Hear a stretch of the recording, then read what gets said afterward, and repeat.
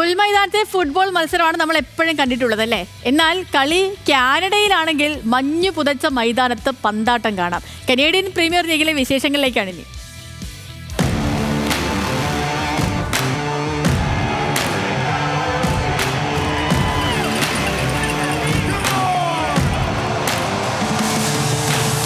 Canada തണുത്തുവിറച്ച് വീട്ടിലൊതുങ്ങുന്ന കാലം, Canadian premier ലീഗിൽ കലാശ പോരാട്ടത്തിന്റെ ദിനം.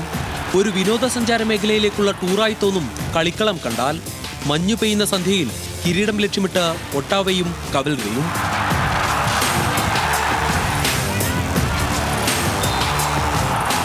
കണ്ണുകാണാൻ പോലും വയ്യാത്ത തരത്തിൽ മഞ്ഞുവീഴ്ചയുണ്ടായെങ്കിലും ബൈസിക്കിൾ കിക്കിലൂടെ അടക്കം ഗോൾ വീണതോടെ ആരാധകരുടെ ആവേശം ഇരട്ടിയായി. കവൽറിയെ 1-2 ഗോളിന് വീഴ്ത്തി അത്ലറ്റിക്കോ ഒട്ടാവ ചാമ്പ്യന്മാർ. ആദ്യമായാണ് ഒട്ടാവ കനേഡിയൻ പ്രീമിയർ ലീഗിൽ കിരീടം നേടുന്നത്. മെക്സിക്കൻ താരം ഡേവിഡ് റോഡ്രിഗസിന്റെ ഇരട്ട ഗോളാണ് ഒട്ടാവയ്ക്ക് കരുത്തായത്.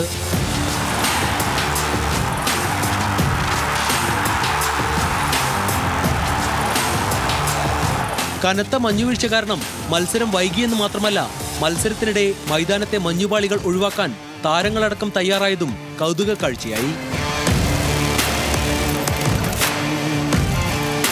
കാലാവസ്ഥാ മുന്നറിയിപ്പിനിടെയും 13,000-ലധികം ആരാധകരാണ് മത്സരം കാണാനെത്തിയത്.